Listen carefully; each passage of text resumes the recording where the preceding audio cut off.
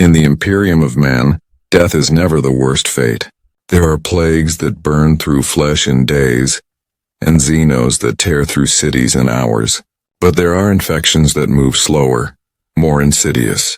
They do not take your life immediately. They take your identity. They hollow you out thought by thought, until you are a puppet smiling with the face of someone you once loved, all while your true self screams from deep inside.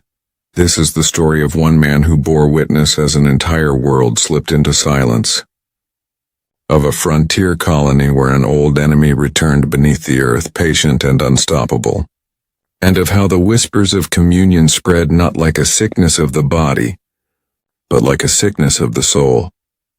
If you want to see more stories from the darkest corners of Warhammer 40,000, the Forgotten Wars, the Lost Stations, the whispers of heresy and extinction, then remember to strengthen this channel the way the Imperium strengthens its walls. Subscribe, leave a mark of your approval, and share this chronicle with others who walk in the Emperor's light, for only vigilance keeps us human. Chapter 1. The First Breach. The first patient came at dawn. I had grown used to dawn on Hesperon Delta, though dawn was never gentle here. The star above us was weak. Its light always filtered through storms of dust that scraped the habs until their walls howled. Morning was not golden. It was rust. The kind that clung to your tongue, that burned the lungs of miners I treated day after day. To most of the colony, dawn meant another shift beneath the rock. To me it meant another cycle of broken bones, seared skin, lungs blackened from a lifetime underground. But that rhythm ended when Ralk Vey stumbled into my Medicae hab. I knew Ralk. Everyone knew him. Shaft foreman longer than I'd been assigned here, shoulders bent like old girders, hands like stone, voice steady enough to calm even the youngest greenjack thrown into the mines. He wasn't the kind of man to show weakness. Yet when he crossed my threshold that morning, he was drenched in sweat though the air was cold, his steps faltering as if his body no longer trusted itself. His eyes flicked side to side, never holding, as if something hunted him from corners the rest of us couldn't see. Voices, he muttered as I pulled him down onto a cot. They whisper, in the dark, watching. I pressed a rebreather mask to his face, the hiss of filtered air cutting off his words. I told myself it was hallucination, no different from the miners I'd seen before. Radiation stress, dust poisoning, perhaps even a cracked mind from years underground. But when I unbuttoned his shirt to check for dermal burns, my hand froze. Across his chest, faint lines traced beneath the skin. Not scars, not fractures, perfectly symmetrical. 4 of them pressing outward as though something beneath his flesh wanted release. The skin shimmered faintly in the lamplight, slick and iridescent as if oil had seeped into his very pores. He grabbed my wrist suddenly, his grip iron despite the fever burning him from within. "Don't send me back," he begged, voice breaking. "It's still down there. We broke stone that wasn't meant to break. It's waiting." I forced calm into my tone, though my heart had already quickened. "You'll stay here, Rock. I'll watch you myself." I lied, of course. I didn't know what I was facing. For 3 days I kept him under observation. Sedatives dulled his fever, but every hour his condition worsened. He began twitching in his sleep, muttering in voices not quite his own. By the 3rd night, his body convulsed so violently he nearly threw himself from the cot. When I tore his shirt open again, the lines had broken the skin. Not with blood, though there was some, but with something harder. Chitin. His flesh had begun to armor itself. I had seen horrors in service with the Astra Militarum. I had seen orc cleavers split men in 2. I had seen plasma leaks vaporize bodies to ash. But this was different. This was not a wound. This was not an injury. This was flesh becoming something it was never meant to be. By the time Ralk's wife dragged 2 more of his crew into my hab, both burning with the same fever, I knew it was not an isolated case. Whatever he had carried out of the shaft, he had carried into them. That night I sat alone after sedating them all, the generator thrumming under the floor, the smell of antiseptic losing ground to the stench of fever sweat. I ran through every file in the administratum data slate, searching for any plague, any dust fever, any genetic sickness that could explain what I had seen. There was nothing. The changes were too deliberate, too patterned, as though some hand unseen was guiding their flesh into a shape of its choosing. And in the silence I kept hearing his words. We broke stone that wasn't meant to break. I tried to sleep in the corner of the hab, but every time I closed my eyes I saw the same thing. Skin splitting. Something alien pressing outward, waiting to be born. The first breach had come, and though I did not yet know it, our world had already begun to fall. The fever did not stop with Rolk. On the second day, I admitted 3 more men from his shaft team. By the third, the quarantine wing of my hab was filled with 17. Every one of them bore the same symptoms: rising fever, disorientation, muttered accounts of whispers beneath the stone, and beneath their clothes the same patterns began to form. Subtle ridges, skin hardening in strange symmetry, the faint sheen of oil spreading under their flesh. I doubled rations of sedatives, locked the hab doors, and forbade entry to anyone not in protective gear. Still, I could not shake the feeling that quarantine was a pretense. This was not contagion as I understood it. No airborne vector, no waterborne source.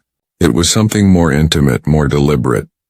I stayed among them constantly, walking the aisles of cots while the generator throbbed like a second heart beneath the floor. They did not look at me as patients. They looked at me as though they already knew something I did not, as though they pitied me. The first full transformation came on the 5th night. Rolk's fever broke into convulsions that shook the metal frame of his cot. I strapped him down, praying it would hold. His body bent at angles no bone should allow. The sound of it, bones snapping, ligaments tearing, was a chorus of breaking wood. I shouted for my aides, but when they arrived they recoiled at the sight. His back split open with a wet tearing sound, and beneath the skin, an iridescent carapace gleamed, slick and alien.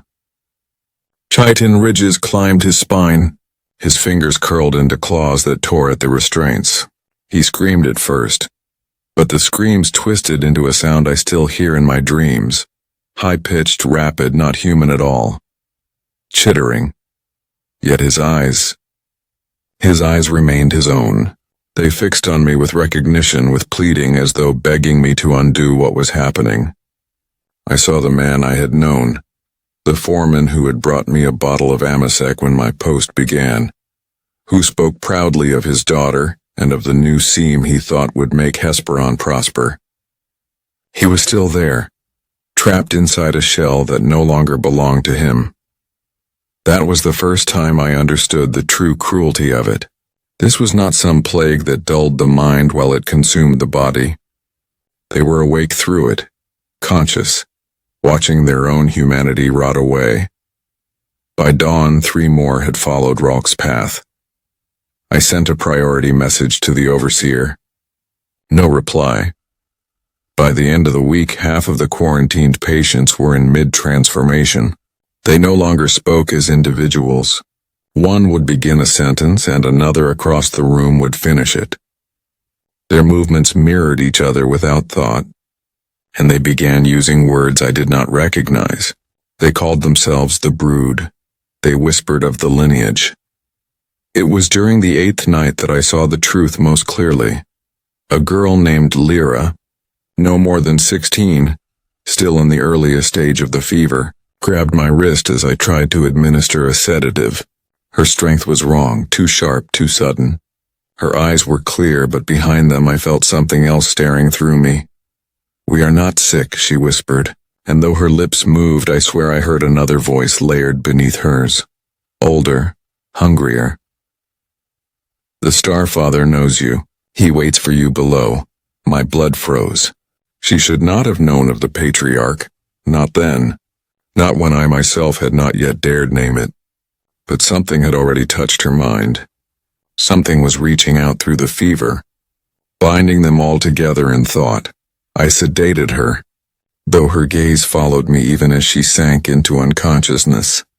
That night, I barred the doors with chains and reinforced the locks with steel braces. My aides begged to leave, but I forbade it. If they left, they would spread whatever this was to the settlement. I could not risk it. Still, I knew in my heart containment was failing. The infection was not spreading through breath or touch. It was spreading through blood, through mind, through something deeper. And every one of them was already waiting for something older than this world, something that had been patient far longer than any of us could imagine. The chains on the hab doors held for 2 more nights. After that, they meant nothing. I had placed the worst cases in the maintenance bay, the only structure with thick enough doors to delay them if their transformations granted strength. My aides hated me for it, for locking men and women they had known behind steel as though they were dangerous animals. But the moment the first one tried to tear its way out of the cot, I knew my precautions were not enough. The sound of their claws against the metal echoed at all hours. Not random scratching, not blind attempts, rhythmic, tapping in patterns like coded messages. At first I dismissed it as madness, but the others, those still in earlier stages of the infection, responded. Their heads turned in unison, eyes wide as if listening. Some began tapping back, answering in the same strange rhythm. I realized then that they were speaking to each other, not in words but in signals, a hidden language taking shape in the walls. I began to fear my own presence in the bay. They watched me with eyes that seemed less like the gaze of patience and more like the gaze of predators tolerating an intruder. Whenever I turned my back, I felt it, the weight of dozens of stares fixed on me. The worst was when they began to laugh. Not in mockery. Not even in joy. A shared laugh perfectly synchronized, as if one thought had passed through them all at once and they responded in harmony. The sound of it broke me in ways no battlefield ever had. When one of them, Armin, a miner I had once treated for a broken leg, suffered a transformation so violent that his body could not hold together, I did what I thought was mercy. I drew my sidearm and ended his suffering with a clean shot to the skull. The others did not scream. They did not curse me. They only looked upon the corpse with serene expressions, then turned their gazes to me. One of the women spoke, her voice calm, her features beginning to twist into alien sharpness. You denied him completion. I will never forget those words. Not begging for life, not cursing me for the shot, but sorrow at the fact that I had stolen some gift from him. They believed they were being remade. They believed this was salvation. And in that moment I realized the true cruelty of what was happening. They did not resist the infection. They embraced it. By the end of the 2nd week, I could no longer pretend the quarantine was holding. Miners who had not yet fallen began showing symptoms. Families who had come to beg for word of their loved ones began to change before my eyes. The fever burning into their skin as though contact alone had awakened something dormant within them. Then came the dreams. I had thought myself immune, untouched by the sickness, but I began to wake in the night drenched in sweat. The echo of voices still whispering through my mind, dreams of caverns deeper than the mind's. Caverns filled with a shape too vast to comprehend. Its limbs folded in patience, its eyes never blinking. Always it reached toward me, not with claws but with a presence, a pull, a promise. I told myself they were only dreams. Fatigue. Stress. But every patient who still retained a human voice told me the same. They had seen the same vision.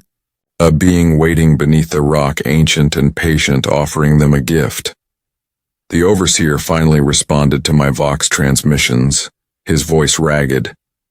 The infection had already spread to the settlement. Whole blocks of the Hab district were burning. He confessed the truth with a broken tone. Whatever had been unearthed in the deep shaft had been waiting there for millennia. And now, it was awake. When I sealed my hab that night, the tapping began again from the maintenance bay. Louder this time, sharper. A rhythm I almost recognized. Like a heartbeat out of sync with my own. I pressed my palms to the cold steel, and from the other side I heard them whisper together in a single voice.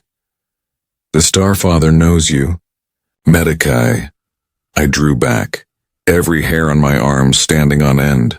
It was no longer just the sick speaking. Something else was speaking through them. Chapter 2. Whispers in the blood containment was gone. I knew it before the Overseer's broken vox confirmed it. By the third week my hab was no longer a place of healing.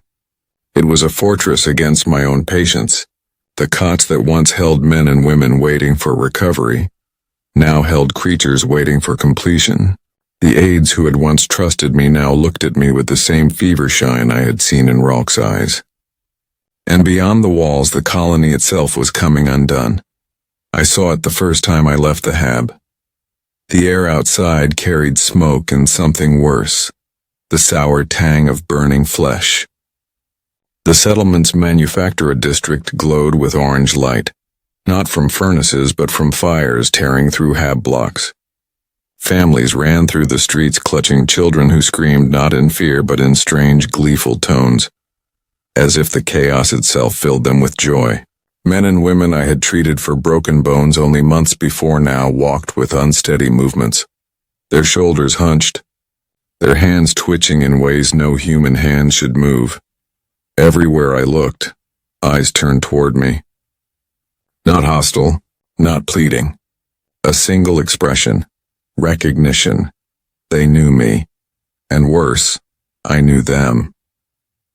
The Overseer's voice finally came through the vox grill. Distorted, panicked. "It's in the main settlement, Ren. The fever's taken half the habs. They're building something, a shrine? No, not a shrine. A beacon." His words choked with static, but I understood enough. The infection was no longer simply remaking bodies. It was remaking purpose. When I returned to the hab, I found Elsa waiting for me. She was 19. A miner's daughter, barely past her girlhood. She had come in 3 days earlier with the first symptoms, mild fever, faint twitching in her hands. I had hoped her case would progress more slowly. I was wrong.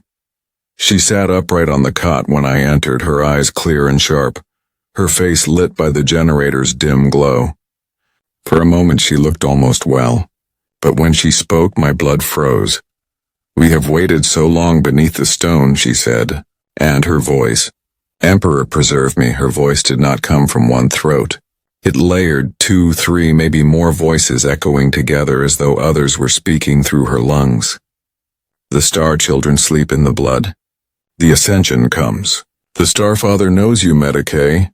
I tried to inject a sedative, but she caught my wrist with strength that snapped bone. I screamed, dropping the vial, and she only tilted her head in what might have been pity. "You will see," she whispered. "All will see." Then she let go. Just like that. As though she wanted me to live long enough to witness what was coming. I bound my wrist and kept working, though the pain blurred my vision. But in the hours that followed, my worst fear grew certain. The infected were no longer simply waiting in their cots. They were coordinating.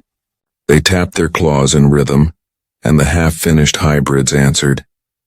They whispered together in dreams, voices carrying across steel and stone, and always they spoke of him, the Patriarch. The Starfather, the presence I had felt in my own fevered dreams, was not mine alone. They all saw it. A being older than Hesperon itself, waiting beneath the earth until we had dug too deep and broken its rest. I began to dread sleep. Because when I closed my eyes, the Patriarch was waiting for me too. Not with violence, not yet, but with patience, with promises. I heard its whisper in my own mind, smooth as oil, cold as stone. You could join them. You need not suffer. One mind, one purpose, no loneliness. Communion. I woke with my heart hammering, bile burning my throat. For the first time in years, I prayed aloud to the Emperor. Not as a medici, not as a soldier, but as a child again, afraid of the dark. But even as I prayed, the whispers never stopped. The overseer was dead by the time I reached the manufactura district. His final Vox transmission had ended in screams, then silence. I went anyway, not because I thought I could save him, but because I had to know. My oath as a medici demanded it. If I abandoned truth, then I was already lost. The manufactura loomed like a black carcass in the dust storm, windows shattered, chimneys cold. But its great doors had been pried open and light poured out. Not the white glare of industry, but a pulsing violet that made my stomach twist. I crept closer, pressing my broken wrist against my chest, trying to still the pain. What I saw inside will never leave me. Hundreds of colonists knelt in the glow. Men, women, children, all of them silent, all of them swaying in perfect unison. Their bodies bore different stages of transformation. Some with only the faint ridges beneath their skin. Others with claws, plated chitin, eyes that glowed like wet stone. And yet they all moved as one, as though they were threads in the same hand pulling taut. At the center stood the thing they had built. Not a shrine. Not a machine.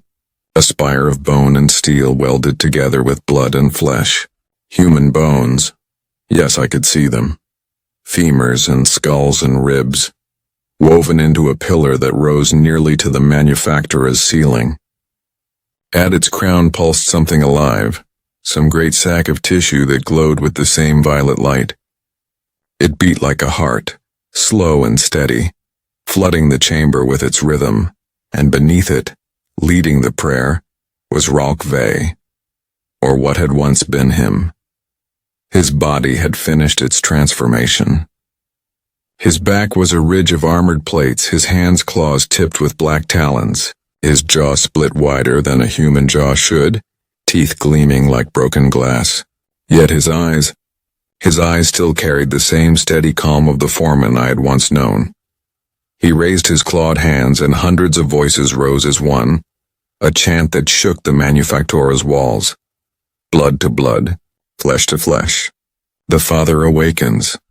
The sound was not speech alone. It crawled into my bones, vibrated through the marrow, twisted the air. I clamped my hands over my ears, but the voices were inside me, not outside. I staggered back, bile rising in my throat, but I could not tear my gaze away. I saw a mother, Emperor, forgive me, I knew her. I had treated her boy for lung burn, press a blade to her arm and carve deep, letting her blood spill across the floor. She held her hand aloft, crimson streaming down her elbow, and the crowd surged with rapture. Others followed, cutting themselves, pouring blood into channels carved into the manufactura floor. Those channels ran together, spiraling toward the spire, feeding the glowing sack at its crown, and the sack pulsed brighter. Not machinery, not plague, a living beacon. I understood then what the overseer had tried to warn me. This was no sickness. This was no accident. It was worship. They were not dying. They were ascending. The chants built into a frenzy, and in the swell of voices, Ralk's gaze turned to me. His eyes met mine across the sea of swaying bodies. Recognition sparked there, followed by something else. Invitation. He pointed at me with his claw, and the voices shifted, hundreds turning in unison to face me. Their chant grew louder, reshaping into words that echoed in my skull. Join us, Medicae. Join us, Iliasren. My breath caught. They knew my name. Not just the ones I had treated, not just the patients I had lost, but all of them in one voice, as if a single mind had spoken through every mouth. I fled. I do not remember how my legs carried me out of that chamber, through the storm, back to the fractured silence of my hab. Only the echoes remained burning into my skull, the memory of hundreds of voices united as one. Not sickness. Not madness, faith. The infection had become a creed, and the patriarch already had his congregation. I thought I had escaped that night. I had fled the manufactura, fled the chance and the spire of blood, fled the recognition in Rolk's monstrous gaze. But when I sealed myself inside my hab, clutching the chains across the doors with trembling hands, I realized too late that flight meant nothing. I had not escaped. I had been marked. Sleep no longer waited for me. The whispers came even with my eyes open. At first it was faint, a murmur under the hum of the generator like distant water dripping in a cavern. Then it grew louder, layered, 100 voices murmuring at once, none distinct but all familiar. The sound pressed against my skull made my vision swim, made my broken wrist throb as if it were pulsing with its own heartbeat. I pressed my palms to my ears. I shouted prayers to the God Emperor until my throat tore raw, but the voices did not stop. And then they fell silent. Not outside, inside. A silence so vast it was not absence but presence, waiting. A silence that swallowed thought, breath, heartbeat, and into that silence something stepped. Not in flesh, not in light. In mind I saw it, not with my eyes but in the marrow of my being. The patriarch, vast, patient, waiting in the dark beneath the world, its limbs curled around caverns larger than cathedrals, its skull crowned with ridges sharp as blades. Its eyes, Emperor, its eyes, not hateful, not frenzied, calm, endless, watching me as one might watch an insect crawl across a palm, and in its presence I felt the others. All of them. The miners in my cots, the children in the streets, the congregation at the spire. They were not many voices. They were one. Their thoughts brushed mine like fingers across skin. Not words, not language, understanding. Communion. You are alone, the patriarch whispered. Not in sound, but in thought. We are not. You carry pain, lost doubt. We carry each other. One will, one blood, one truth. I staggered against the hab wall, bile rising in my throat. I shouted denial, though my lips barely moved. I am a servant of the Emperor. I am not yours. The patriarch's presence did not recoil. It did not rage. It waited, patient as stone. The Emperor has abandoned you. This world lies in shadow and no light reaches you. Why kneel to a corpse when you could be part of a living God? I sank to the floor, clutching my wrist against my chest, trembling with every heartbeat. And then the memories came, not mine. Rolk's hands cutting stone in the shaft. Lyra's laughter when she first carried a lamp into the mines. Elsa's father whispering lullabies in a tongue long lost to the Imperium. A flood of lives, of moments, of humanity, but all threaded together, bound into something more. I tore myself free with a scream, slamming my head against the wall to feel something real, something mine. The vision shattered, the voices receded, but not completely. They lingered, a constant whisper at the edge of thought. The worst part was not their malice. It was their kindness. I felt no hatred from the patriarch, only welcome, only promise. And in my weakness, in my exhaustion, I understood the temptation to never be alone again, to never carry the weight of failure and death and loss, to sink into the warm sea of thought and let the tide take me. I pressed the muzzle of my sidearm against my temple. For a long moment I thought of ending it then and there, denying the patriarch its prize. But when I closed my eyes I saw faces. Rolk, Lyra, Elsa, my aides, all of them already claimed, and I realized that if I died now no one would remember them as they were before. So I lowered the pistol. I will not surrender. I will not become brood.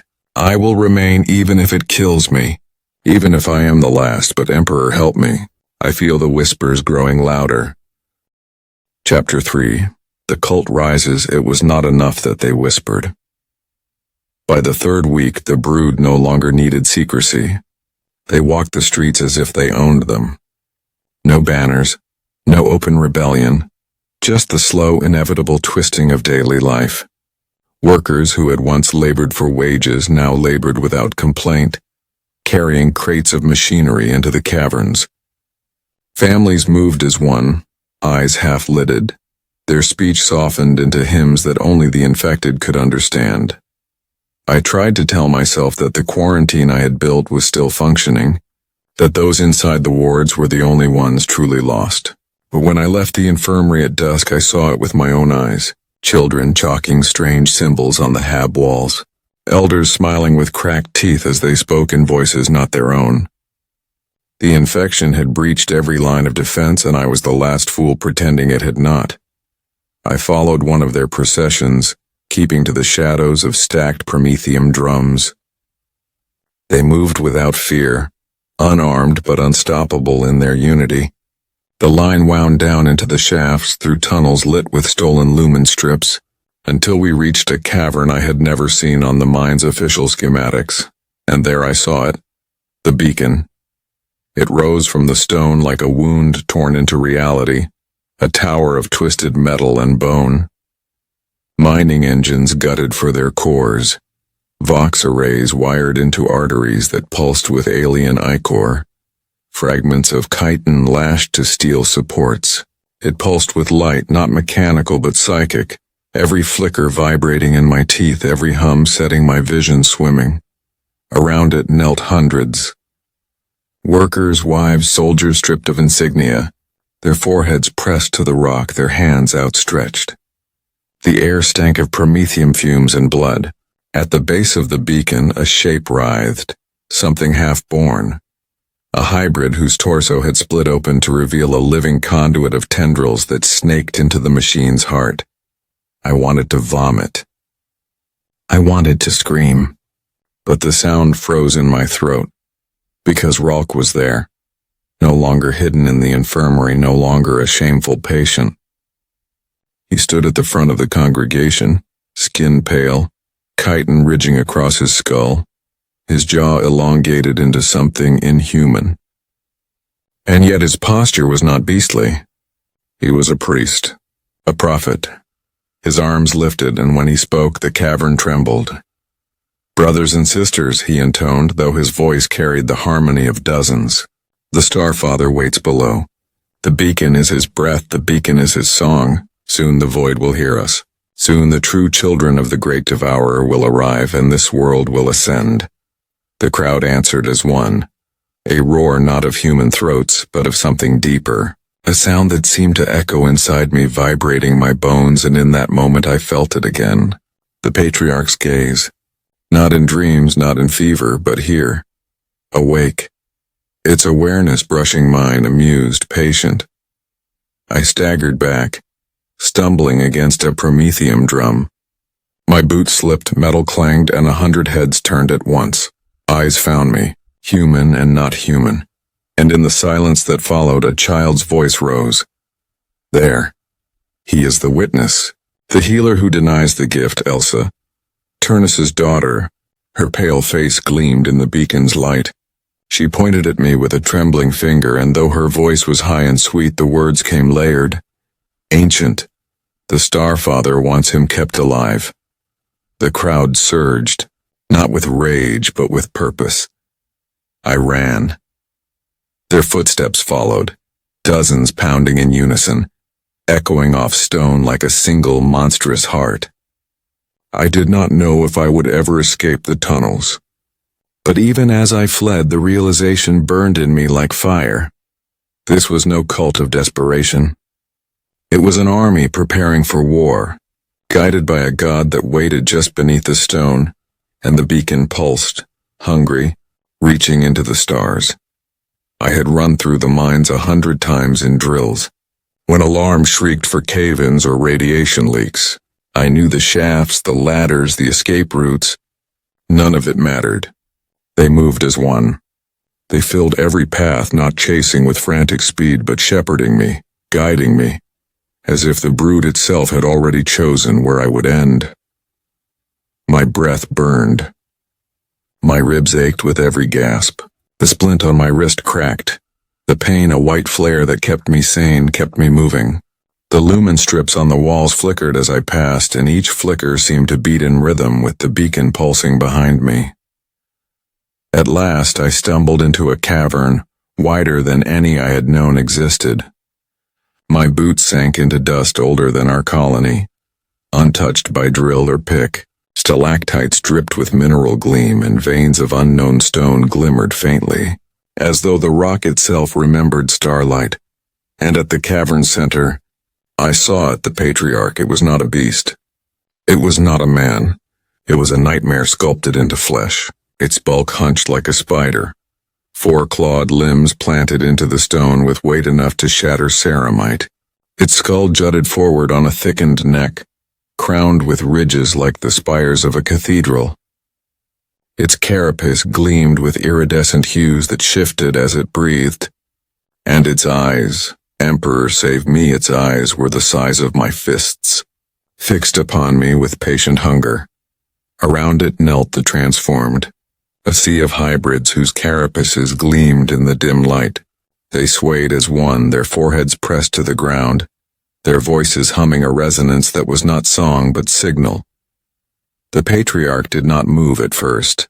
It only breathed, and in that breath I felt the air thicken, my chest heavy, my limbs stiff. My mind was no longer my own. I saw flashes, a starfield devoured by shadow, a world cracked open like an egg, its oceans boiled into steam, its cities stripped down to rubble as swarms consumed every living thing.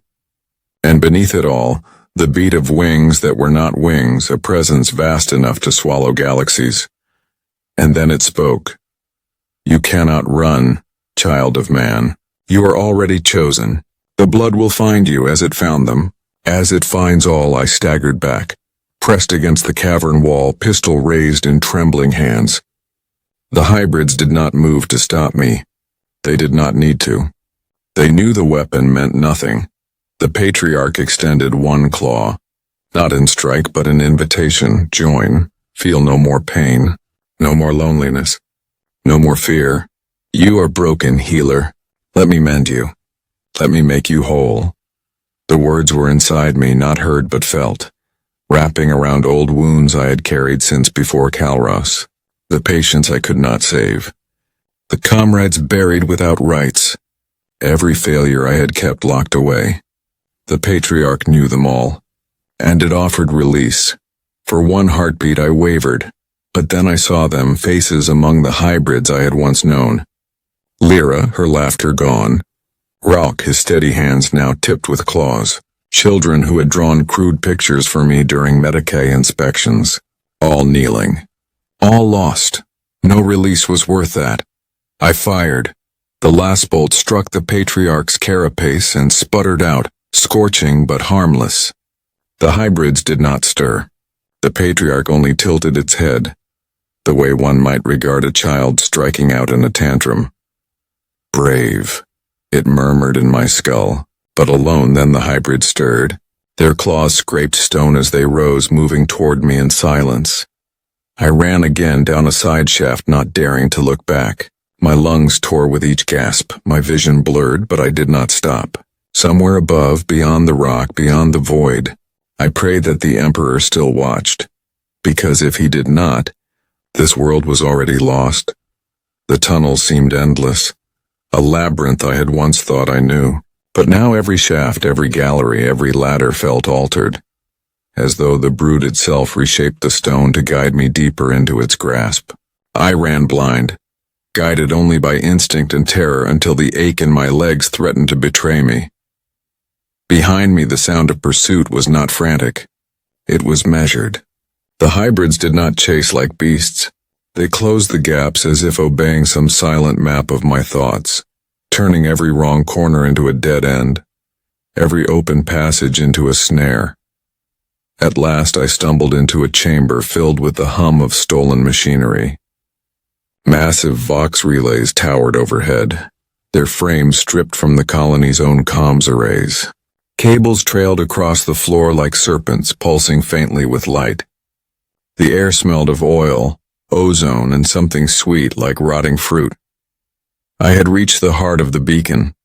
A dozen hybrids toiled in silence, grafting alien tendrils into human circuits. Their claws moved with delicate precision, adjusting dials, rethreading wires. They were not laborers. They were artisans, as reverent as priests assembling a holy relic. And at the chamber's center, the hybrid child Elsa stood, her small frame haloed in the shimmer of psychic light. Her voice carried not from her throat but from the beacon itself, amplified and woven into the machine's song. "The star children hear us," she said, her words echoing in vox static and in my skull. Their gaze turns. The void begins to stir. Soon the sky will break and the fleet will fall upon this world like rain. My stomach turned to ice. They were not merely building a shrine. They were building a signal. A psychic flare meant to pierce the void and call something that could devour planets. I tried to steady my breath. My sidearm was slick in my hand, sweat dripping down my fingers. I knew the truth now. The infection was not only spiritual rot or flesh corrupted. It was preparation. A seed meant to blossom into annihilation when the hive came to feed. I should have turned and fled back into the dark. But I stepped closer. Perhaps it was desperation. Or perhaps some broken oath still bound me to act even when action was folly. The hybrids noticed. They turned their heads in unison, eyes glinting in the relay light. None moved. None struck. They waited, Elsa's gaze fixed on me.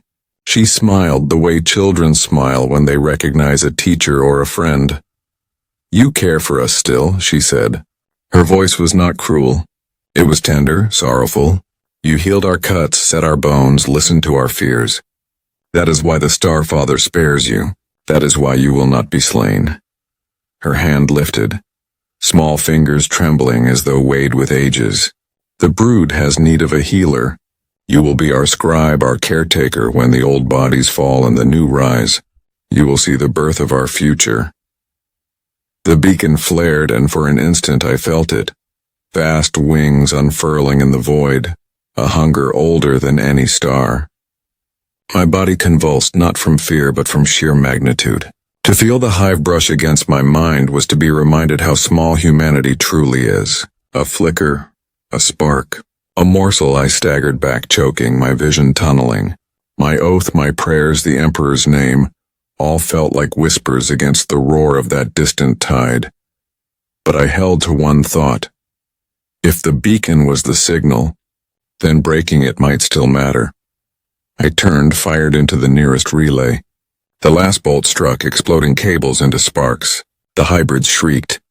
Not in pain, but in psychic outrage, their voices blending into a single roar that tore through my skull. I did not wait to see what they would do. I fled again, heart hammering, ears bleeding from the psychic backlash. Behind me the beacon faltered for only a moment before its light steadied, brighter than before. They were too close. The signal was already reaching the void, and I knew then that salvation would not come in time. Chapter 4: Angels and Shadows. I no longer knew how many days had passed since the beacon's song had begun. Time in the tunnels had dissolved into a fever dream of whispers and footsteps. The brood did not kill me, though I gave them every excuse. They circled, herded, let me glimpse the patriarch in its throne of stone and ichor, and yet they never delivered the final strike. It was worse than death. It was patience. The beacon pulsed brighter each night, flooding even the upper halves with a psychic haze that made sleep impossible. The miners no longer labored for ore. They labored for ascension. Families vanished into the shafts and did not return. The overseer's Vox station fell silent. The last imperial aquila carved into the governor's hall was smeared with blood until it dripped into something more akin to a brood mark. I had made my decision. If the Emperor had abandoned this world, then I would not. I would take as many of them with me as I could. I had scavenged promethium charges from the collapsed shafts, strapped them to my chest, and told myself I would walk back into the Patriarch's cavern one final time. That was when the sky tore open. At first it was only a sound, distant and unfamiliar. Not the rumble of mining engines, not the static crackle of Vox arrays, but the thunder of something vast breaking atmosphere. I staggered into the open, eyes raw from dust, and saw them. Dropships, black against the dawn, descending on plumes of fire. The roar of retro burners shook the earth. The brood shrieked as one, their voices splitting the air, part rage and part fear. For the first time since Calros fell to whispers, I felt something like hope. The first dropship struck the surface near the shuttle yard, its ramp slamming down with a crash that silenced everything for a heartbeat. And then they emerged. The angels of death, Astartes. I had seen picked feeds of them as a child, seen murals in shrine chapels, heard sermons from preachers who spoke of them as demigods. None of it prepared me for the reality. They strode into the settlement clad in ceramite the color of dark cobalt, silver skull insignia glinting on their pauldrons. Their height dwarfed any man, their presence filled every breath of air. Bolters roared. Each round exploded hybrids into fragments of chitin and blood. Where the brood had seemed unstoppable, now they were nothing. The Marines advanced with methodical precision, fire disciplined, lines unbroken. I fell to my knees, the charges slipping from my hands. For the first time since the first patient stumbled into my infirmary, I wept. The Patriarch's scream ripped through the world then. It was not a sound, but a wound, a psychic tearing that shook stone from ceilings and sent mortals clawing at their ears. The brood surged from every tunnel, hundreds, thousands, bodies crashing together in a tide of claws and devotion. They hurled themselves into the bolter fire, heedless of survival, desperate to shield the beacon. The Marines did not falter. Chainswords revved, power swords gleamed, bolter fire chewed the swarm into pulp. A sergeant barked orders through a Vox grill, his voice a steel rasp that cut through the chaos. Purge the brood, destroy the beacon, leave none alive. His gaze fell on me as he passed, pausing only long enough to scan me with the brutal efficiency of a predator. His helm tilted as though measuring whether I was man or monster. Then he nodded once, curt. Uninfected. Useful. Stay behind us, healer. I wanted to protest. To explain that I was broken, that I had already failed, that I had stared into the eyes of the Patriarch and nearly surrendered. But the words would not come. He had named me human. That was enough. And so I followed them into the tunnels once more. Not alone this time, but behind gods of war who carried the Emperor's will like fire in their veins. The brood's shrieks echoed ahead. The Patriarch's psychic rage pressed down on us like a storm, and I knew the battle for Calros had only just begun. The tunnels had always felt oppressive, heavy with dust and silence. Now they shook with war. The bolter's roar was thunder. The flash of muzzle fire carved shadows against the walls, turning every jagged rock into the teeth of some vast predator. I trailed behind the Astartes, half blind in their wake, my ears ringing from each explosive shot. The Marines moved like a machine of flesh and steel. They did not pause, did not waver. When hybrids rushed from side shafts, they were cut down before they could raise claws. When the brood charged en masse, bolter fire tore them apart in swaths. The smell of blood and ichor grew so thick I could taste it, metallic and sour on my tongue. But for every wave that fell, another followed. The Patriarch's will bound them, fearless, tireless, endless.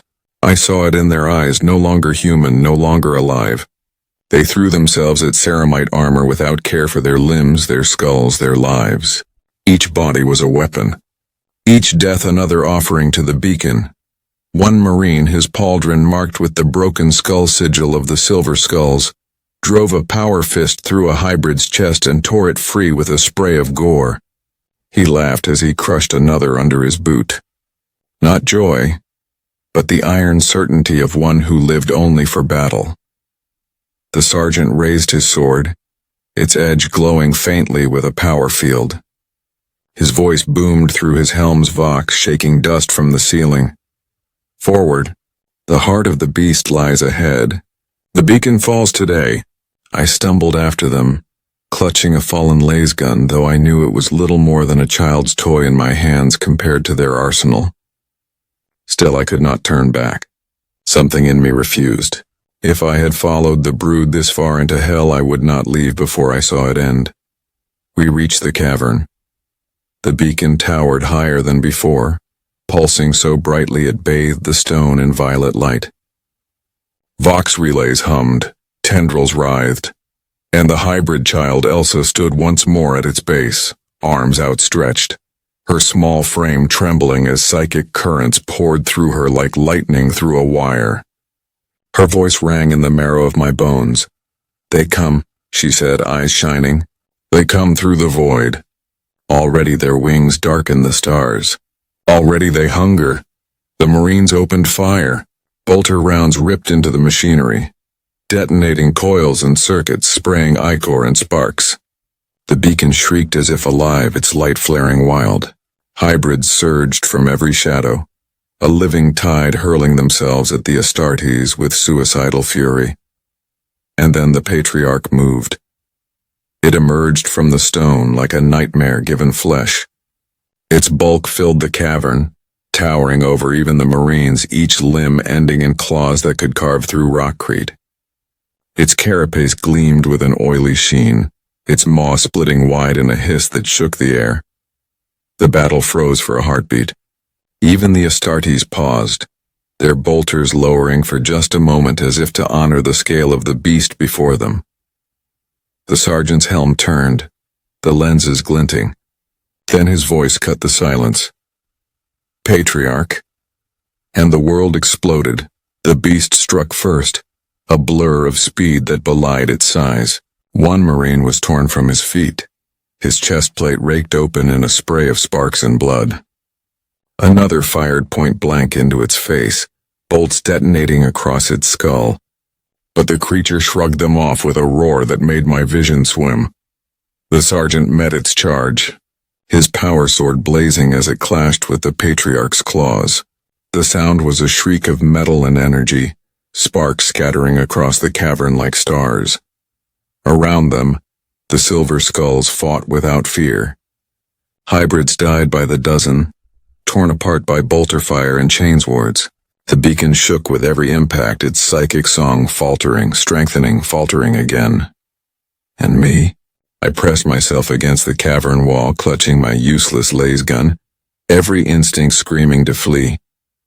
Yet I could not move. I was caught between awe and terror, watching gods and monsters clash in the dark. The Patriarch's gaze flicked across the battlefield, and for a moment, it found me again. Its voice whispered in my skull, not soft this time, but seething, a blade across the mind. "You will kneel, healer.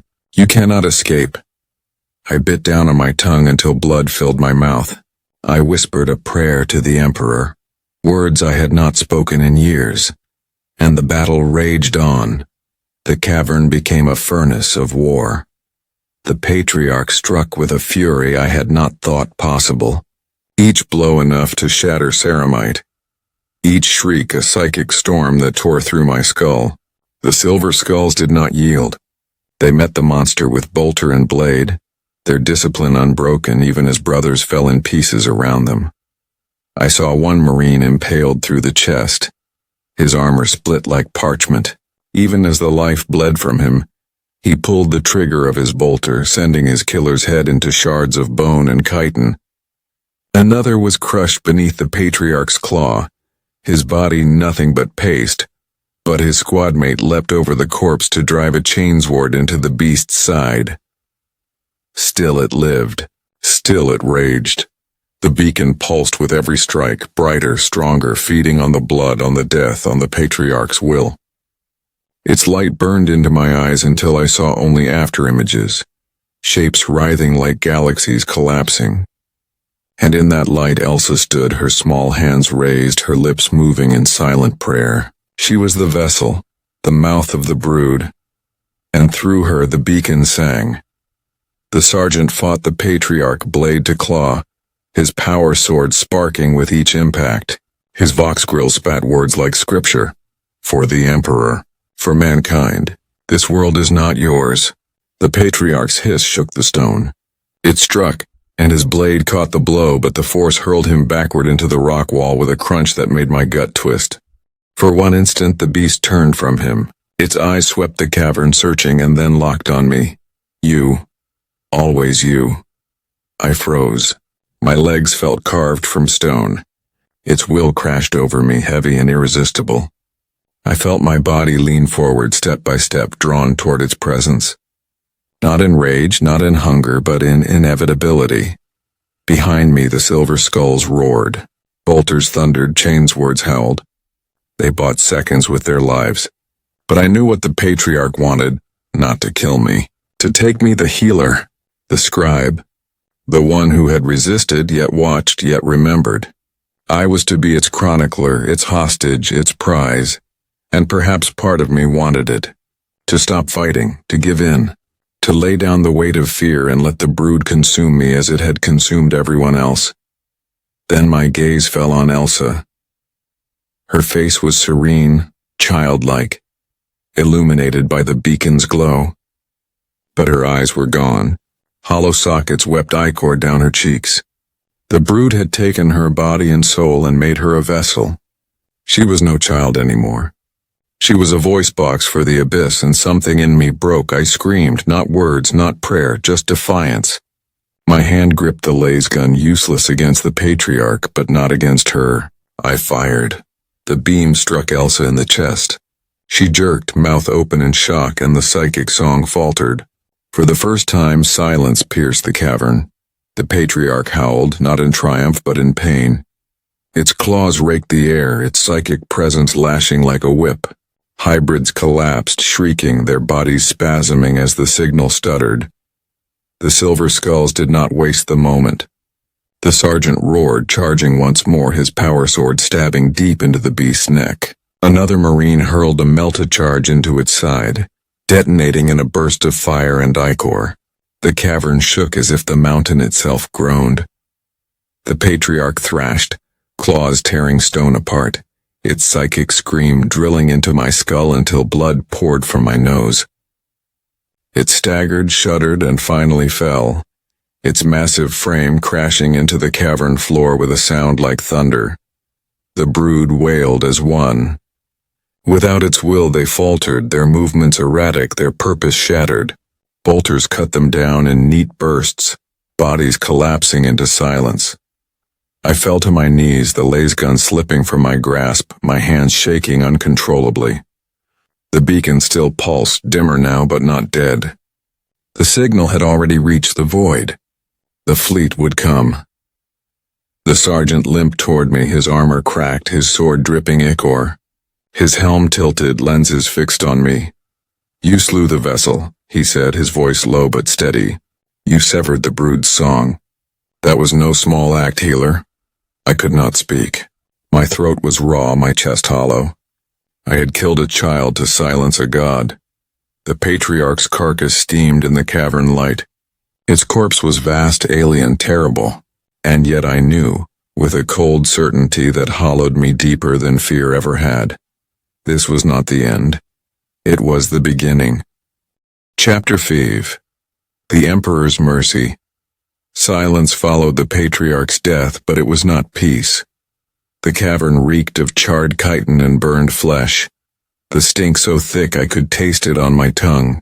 The silver skulls moved like shades through the smoke, their bolters low but ready, executing the last twitching hybrids with single merciless shots. Each detonation cracked like punctuation in a prayer I did not understand. I stood amidst the corpses, my laser gun forgotten at my feet, staring at what remained of Elsa. She lay small, fragile, her body curled as though she had merely fallen asleep, but where her eyes should have been, only ruin stared back. Her lips were parted, and for a moment I thought I could hear the echo of her voice still whispering. Not words, not hymns, just the emptiness of something that had used her and discarded her. My hands shook. Blood slicked my palms where my nails had bitten deep. I had killed her. The weapon's burn still lingered in my muscles. She had reached for me once, years ago, in my medica tent, when she'd been just a child with a scraped knee. She had smiled then. She would never smile again. The sergeant's heavy tread approached. He stood over me, helm cracked but unbowed, silver skull etched with ichor and smoke. His vox grill carried no softness, no judgment, only the inevitability of a warrior who had seen too much. "You ended her suffering," he said simply. "She was gone long before your shot." I wanted to scream that he was wrong, that she had still been in there somehow, beneath the sockets, beneath the voice of the brood. But the words died in my throat. I had looked into those hollow eyes. Whatever had once been Elsa had been devoured long before the beam left my weapon. The silver skulls worked with brutal efficiency. The patriarch's corpse was severed limb by limb, its ichor collected in sealed files, its carapace fragments packed into lead-lined crates. They did not treat it as a corpse but as a contagion. Even dead it was dangerous. Even ashes could whisper to the void. I followed them numbly as they scoured the tunnels, torching nests, collapsing caverns.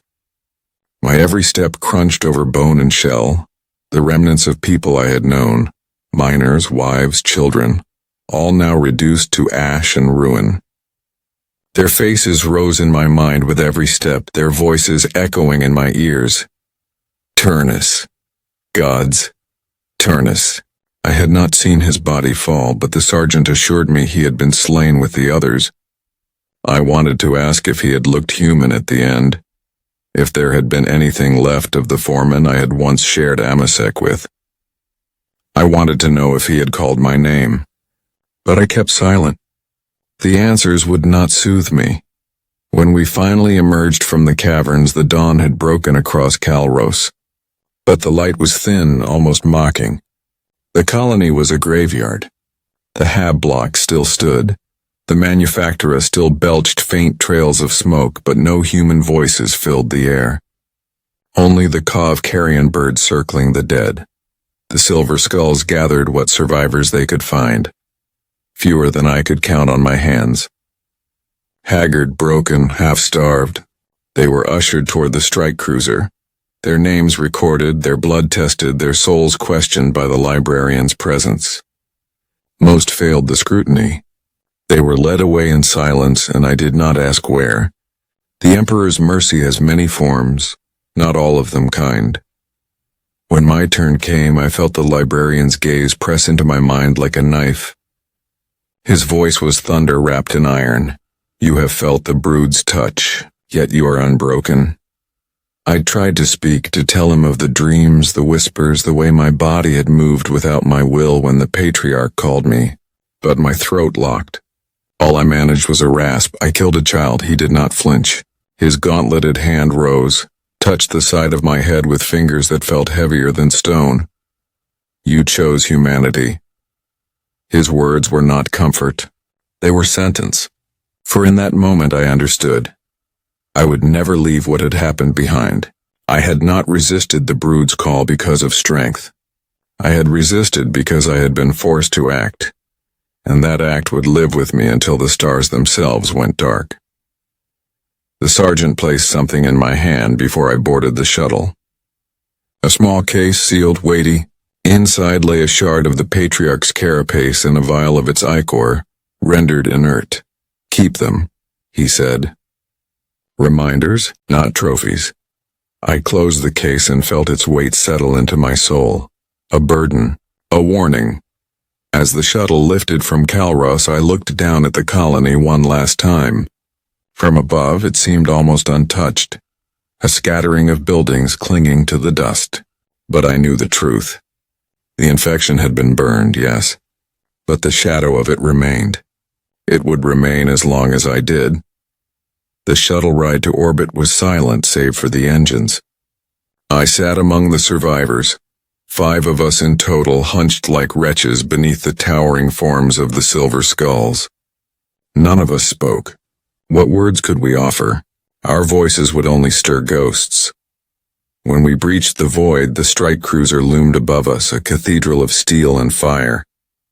Its hull was etched with the chapter's sigils, every plate a testament to centuries of war. As we docked, I felt the weight of it settle over me. The weight of a vessel forged not for travel or trade, but for judgment. The survivors were separated at once, quarantined, examined, blood drawn, tested, retested. Our dreams interrogated, our thoughts pried open by psychers. One by one they vanished into other chambers, and one by one they did not return. I remained. The librarian himself stood before me again. His presence filled the chamber like a second atmosphere, heavy and pressing. He asked questions not with words but with thought, tearing through my memories, my fears, my doubts. I offered him everything: Turnus, Elsa, the patriarch, the whispers that still gnawed at the edges of my mind. When it ended, I lay gasping on the cold deck, sweat pooling beneath me. He spoke only once before leaving. "You are scarred, but you are not theirs." Those words should have given me comfort. They did not. Days passed aboard the strike cruiser, though time had no meaning. The Silver Skulls did not speak with us. Their silence was not cruelty but focus. They hunted even here through data feeds and auspex sweeps, ensuring no brood remnant had escaped into the stars. I was left with my thoughts, and my thoughts returned always to Calros. When the cruiser finally broke orbit, it did so not with fanfare but with fire. Bombardments rained down upon the colony, burning every structure to ash, cracking the earth, burying the caverns beneath molten stone. I watched through a viewing port, my fists clenched until the skin split. The colony was erased as though it had never existed, a world made into a tomb. When the bombardment ended, I was summoned. The sergeant awaited me in a chamber lined with purity seals and lit by the cold light of lumen strips. He did not remove his helm. "You will not return to Calros," he said. "You will never speak of it outside sanctioned halls. "The Inquisition will use your testimony, and then they will send you where you are needed." I opened my mouth to protest, to say that I was no warrior, that I was only a medic. But the words sounded hollow even as they formed. I had seen more than most guardsmen see in 10 lifetimes. I had looked into the eyes of the brood and lived. The sergeant handed me the sealed case again. "My burden, my reminder. Vigilance is not a gift," he said. "It is a curse. But it is a curse the Imperium needs. Carry it, healer, and do not falter." And so my new life began. I was delivered into the hands of the Ordo Xenos. Not as an acolyte, not as a servant, but as a witness. My duty was not to fight, but to recognize, to teach others the signs, to ensure Calros would not be repeated. Years passed in this way. Watch stations, frontier outposts, isolated colonies where whispers lingered and shadows stretched too long. I traveled from Forge World to Agri Settlement, always searching, always watching. I trained Medici adepts to recognize the early stages of infection. I stood before inquisitors and recited the pattern of transformation until my voice was hoarse. 3 times since Calros, I raised the alarm. 3 times colonies were quarantined, burned, purged before the infection could bloom. Each time I watched innocents die screaming in fire, their faces pressed into my memory. Each time I told myself it was worth it. That one world burned was better than a dozen consumed by the hive, and yet the whispers remain. Some nights in the silence of my quarters, I still hear Elsa's voice. Not as it was at the end, hollow and many-throated, but as it had been when she was a child. Laughing, asking me to bandage her knee, promising she would be stronger next time. I do not know if it is memory or infection. I do not know if the brood left a seed in me, some fragment waiting to bloom. All I know is that I must watch. I must endure. I must never forget, because the infection is patient, and the hive is endless. I have learned that survival is not the same as living. To survive Calros was to carry it with me, to breathe it with every lungful of recycled ship air, to see it in the eyes of every patient I touch, searching for glassiness, for the tremor of a voice not entirely their own. I became a shadow in the service of the Ordo Xenos, drifting from world to world like a ghost chained to memory. My reports were clinical, precise, the language of a medici stripped of sentiment. But within those sterile words lay my unspoken plea. Do not ignore me. Do not let another Kalros happen. And yet too often my words met silence. Bureaucracy is thicker than armor in the Imperium. Governors balked at purges. Administrators pleaded that labor forces could not be wasted on suspicion. Even inquisitors hesitated, for to burn a world is to forfeit its tithes, its crops, its forges. So I learned to speak differently, to wrap my warnings in the language of faith. I spoke not of infection, but of corruption, not of genetic rewriting, but of damnation. When science failed to move them, I gave them scripture, and still too often they delayed. The infection does not delay. I began to keep the case near me at all times. The shard of the patriarch's carapace, the vial of its blood, heavy, silent things. I never opened it, but I felt it. At night I would rest my hand upon its surface as though touching the weight of my sin. A reminder, a warning, perhaps even a ward. I never wed. I never raised children. I did not allow myself ties, for ties are what the brood exploits most cruelly. They wore my patients' faces, my comrades' voices, Elsa's laughter. They turned every bond into a chain, so I broke my own before they could be forged. And yet I am not alone. I have the memory of Kalros. I have the oaths I swore upon its ashes, and sometimes, when I allow myself the smallest flicker of hope, I have the belief that perhaps my warnings, my vigilance, my endless watching may have saved some worlds from the fate that claimed us. What does it mean to be human in the shadow of the Tyrannid? I have asked myself that 1,000 times. It is not strength, they are stronger. Not cunning, they are older. Not faith even, for the brood offers faith of its own, a certainty as deep as any cathedral's prayers. No. To be human is to endure as an individual, to suffer as oneself, to feel loneliness and still refuse communion, to carry scars and refuse to let them define you as anything other than your own. Humanity is not power, it is defiance, and that perhaps is why I still live. I know the hive fleet will come. The signal we severed on Kalros was not the first, nor will it be the last. The Tyrannids cross the void with hunger that no fortress can forever withstand. But I cannot think of the galaxy. I cannot think of millennia.